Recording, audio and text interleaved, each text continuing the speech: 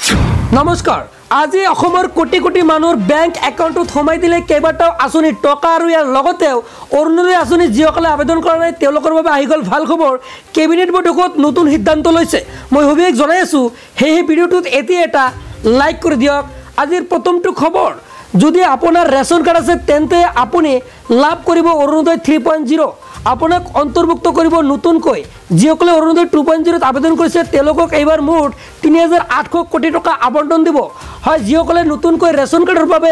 আবেদন কৰিব বিচাৰিছে তেওঁলোকৰ কিন্তু আবেদন প্ৰক্ৰিয়া আৰম্ভ হৈ গৈছে আৰু যদি আপোনালোকৰ ৰেচন কাৰ্ড আছে তেন্তে অতি শীঘ্ৰে লাভ কৰিব অৰুণোদয় আঁচনিৰ 1250 টকাকৈ একাউণ্টত হয় আপুনি ঠিকই শুনিছে যদি আপোনাৰ ৰেচন কাৰ্ড আছে নিশ্চয় কমেন্ট এটা কৰি জনাব পৰৱৰ্তী খবৰ মাইক্ৰ'ফাইনেন্সৰ ঋণ লোৱা মহিলাসকলৰ বাবে মুঠ আবণ্টন 550 কোটি টকা হয় মাইক্ৰ'ফাইনেন্সৰ ঋণ আপুনি লৈছে নেকি যদি লৈছে তেন্তে আপোনালোকে এতিয়া ৰেহাই পাব বহু টকা ৰেহাই পাব মাইক্ৰ'ফাইনেন্সৰ ঋণ লোৱা মহিলাসকলে হয় যদি আপুনি মাইক্ৰ'ফাইনেন্সৰ ঋণ লৈছে তেন্তে ভিডিঅ'টোত এতিয়া এটা লাইক কৰি দিয়ক এই আঁচনিৰ অধীনত প্ৰায় 12 লাখ ঋণ ধাৰকে মুঠ 2081 কোটি টকাৰ সাহায্য লাভ কৰিছে পৰ্যায় তৃতীয়ৰ অধীনত দৰিদ্ৰ মহিলা ঋণ লোৱাসকলৰ সমৰ্থন কৰা হ'ব বুলি উল্লেখ কৰিছে এইবাৰ পৰৱৰ্তী খবৰটো হৈছে যে যদি আপোনাৰ ই শ্ৰম কাৰ্ড আছে তেন্তে আপুনি লাভ কৰিব ৰেচন কাৰ্ড তাৰ বাবে আবেদন প্ৰক্ৰিয়া আৰম্ভ হৈ গৈছে যদি আপোনাৰ ৰেচন কাৰ্ড নাই যদি আপুনি ভাবিছে যে আপুনি ৰেচন কাৰ্ডৰ বাবে আবেদন কৰিব তেন্তে অতি শীঘ্ৰে ফৰ্ম চি ফিলআপ কৰি জমা দিয়ক আপুনি ফৰ্ম চি ফিলআপ কৰি জমা দিলে কিন্তু লাভ কৰিব ৰেচন কাৰ্ড আৰু ইয়াৰ বাবে সংশ্লিষ্ট জিলা মহকুমাৰ শাখা ৰাজহুৱা বিতৰণ আৰু গ্ৰাহক পৰিক্ৰমা বিষয়ৰ কাৰ্যালয়ত আপুনি জমা দিব লাগিব আপোনাৰ উপযুক্ত ফৰ্ম এই ফৰ্মটো আপুনি নিজে হাতে ফিলআপ কৰি জমা দিব লাগিব হয় আপোনাৰ ই শ্ৰম কাৰ্ড আছে নেকি নিশ্চয় কমেন্ট এটা কৰি জনাব যদি ই শ্ৰমিক কাৰ্ড নাই তেন্তে অতি শীঘ্ৰে আপুনি ই শ্ৰমিক কাৰ্ড বনাই লওক কিয়নো ই শ্ৰমিক কাৰ্ড থাকিলে লাভ কৰিব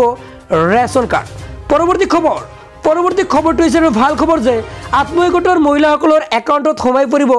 10000 কোটি টকা অহা মাহত সোমাব মহিলাৰ একাউণ্টত 10000 কোটি টকা 10000 টকা পাবলৈ এতিয়াই কৰক এই কাম যদি গোটৰ মহিলাৰ বেংক একাউণ্টৰ লগত আধাৰ কাৰ্ড লিংক নাই তেন্তে এতিয়া লিংক কৰক কোনসকলে লাভ কৰিব টকা চাওক গৃহকক টকা দিব নোৱাৰিব অৰ্থাৎ যদি আপুনি টকা পায় তেন্তে গৃহকক টকা দিব নোৱাৰিব বেলেগ ঋণ দিব নোৱাৰিব টকা বেছি দিনৰ বাবে একাউণ্টত থব নোৱাৰিব ব্যৱহাৰ নকৰিলে টকা চৰকাৰক ঘূৰাই দিব লাগিব এইবোৰ কাম গোটৰ মহিলাই যাতে নকৰে কিয়নো এই 10000 টকা পোৱাৰ পিছত আকৌ 25000 টকা দিব সেয়ে ভালকৈ ব্যৱহাৰ কৰিব লাগিব গোটৰ মহিলাসকলে পৰৱৰ্তী খবৰ অসমৰ এক বহনক্ষম ভৱিষ্যতৰ বাবে হেউজ পদক্ষেপ অমৃত বৃক্ষ আন্দোলনৰ অধীনত 3 কোটি গছপুলি ৰোপণ কৰা হ'ব প্ৰকল্প ব্যয় 40 কোটি টকা নৱীকৰণযোগ্য শক্তি বৃদ্ধিৰ বাবে কেইবাটাও সহযোগিতামূলক প্ৰকল্প হাতত লৈছে এবাৰ গুৱাহাটীৰ হেউজীয়া বাছৰ প্ৰচলন আৰু বৈদ্যুতিক বাহনৰ পঞ্জীয়নৰ ওপৰত মটৰ বাহন কৰ এবাৰ দিব লাগিব হয় এবাৰ নতুনকৈ কিন্তু অমৃত বৃক্ষ আন্দোলনৰ বাবে আবেদন কৰিব লাগিব পৰৱৰ্তী খবৰ মুখ্যমন্ত্ৰী নিযুত মইনা মুঠ আবণ্টন 240 কোটি টকা 10 লাখ ছোৱালীক তেওঁলোকৰ উচ্চ শিক্ষাৰ বাবে নামভৰ্তিৰ উদগনি হিচাপে ভিত্তি অনুদান সমৰ্থন কৰিব এইবাৰ একাদশ শ্ৰেণীত নামভৰ্তি কৰা প্ৰতিগৰাকী ছাত্ৰীলৈ 10000 টকা নামভৰ্তি উদগনি স্নাতক প্ৰথম বৰ্ষত নামভৰ্তি কৰা ছাত্ৰীগৰাকীক দিব 1250 টকা 12050 টকা স্নাতকৰ প্ৰথম বৰ্ষত নামভৰ্তি কৰা প্ৰতিগৰাকী ছাত্ৰীলৈ 15000 টকাকৈ দিব হয় নিশ্চয় যিসকল ছাত্ৰ ছাত্ৰী আছে তেওঁলোকৰ বাবে খুবেই ভাল নিযুত মইনা আঁচনিৰ বাবে আবেদন প্ৰক্ৰিয়া আৰম্ভ হ'ব আৰু নিযুত মইনা আঁচনিত আবেদন কৰিব লাগিব কেনেকৈ আবেদন কৰিব মই হবিহে জনাই দিম সেয়ে আপোনালোকে চেনেলটো সাবস্ক্ৰাইব কৰি ৰাখিব পৰৱৰ্তী খবৰ